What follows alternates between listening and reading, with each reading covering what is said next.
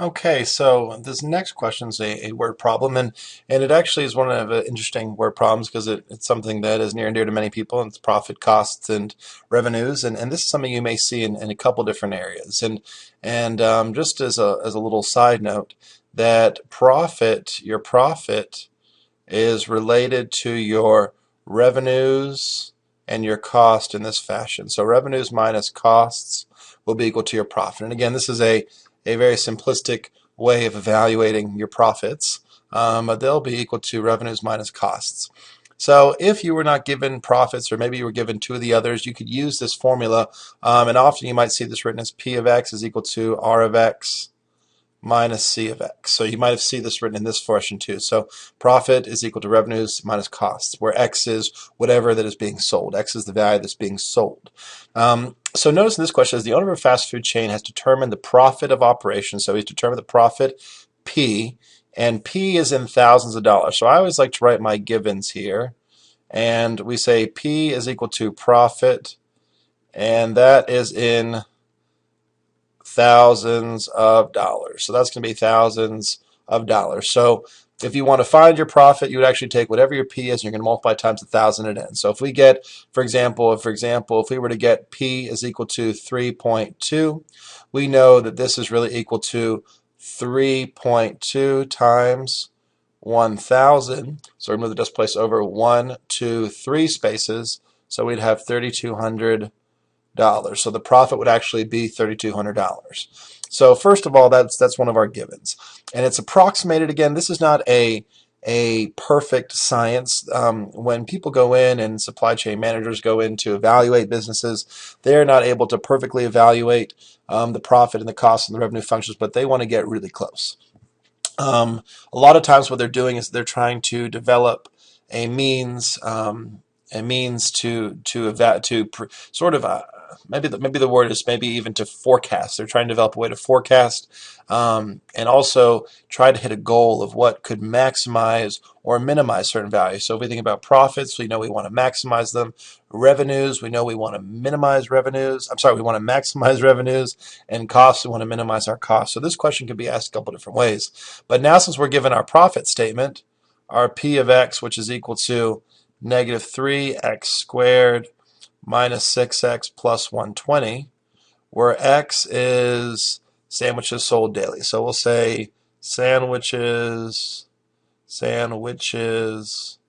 sold daily.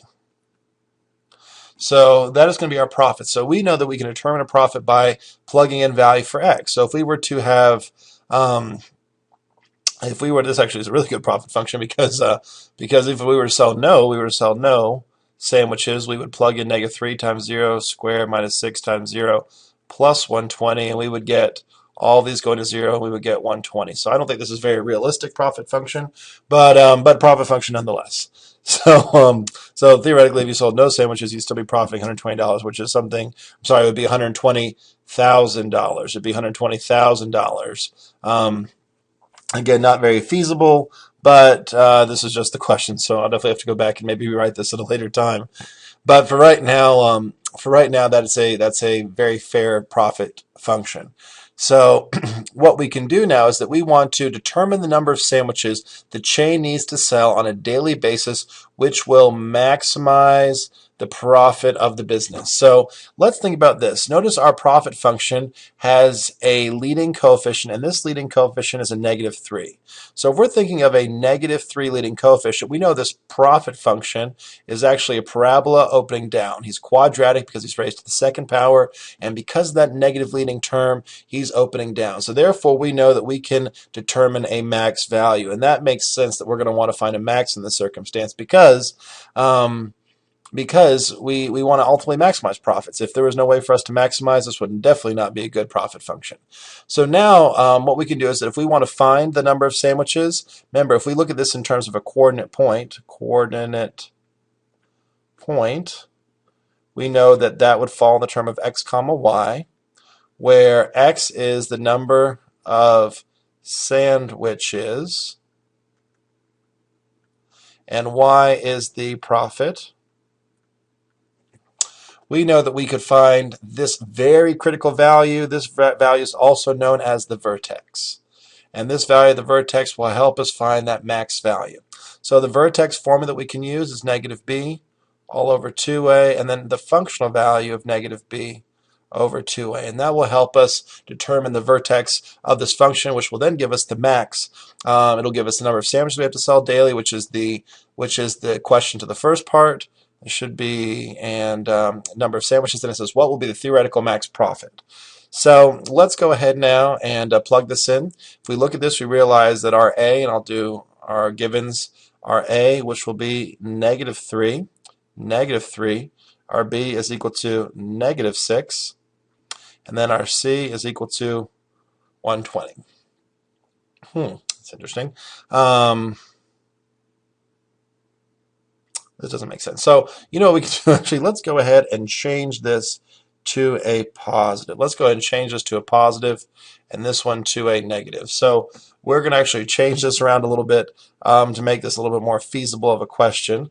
So let's go ahead and change this. I think that might give us a better idea. Actually, no, we'll keep this last guy positive. Sorry for the confusion here, but we're going to keep this positive. And we're just going to change that b to a positive 6. So in the question, just go back and look at this. This will actually be a positive 6. So I'll have to go back and do that myself to make sure that we have the correct value.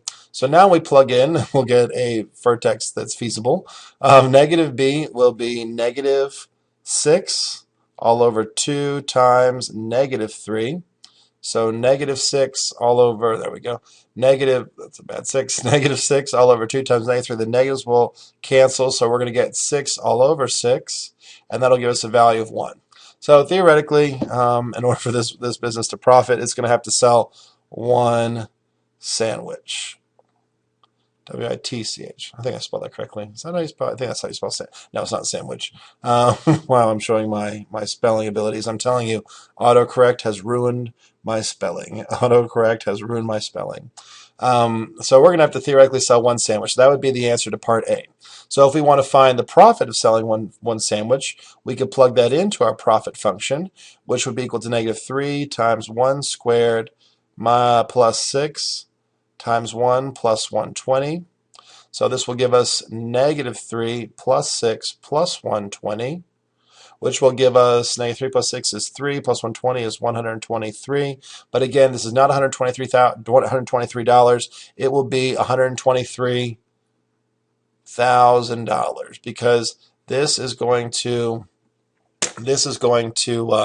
determine the profit. So I'm sure what was probably left out with this guy is that where it says X is the number of sandwiches sold daily, and I'm sure maybe this is in the thousands too. So X is in the number of sandwiches, so this could be in the thousands. So this could also be in the thousands. So yeah, that could be something that's there. But for right now, we'll say the question did not have thousands in there. That this was the question the way it was written. So sorry that was a little bit confusing. I hope I didn't confuse anyone. If I did, please let me know, and I can go ahead and re-explain this question to our group. For right now, we will leave the answer to be a value of 1 for our first portion of the question. 1 sandwich will maximize the profit, and the max profit will be $123,000.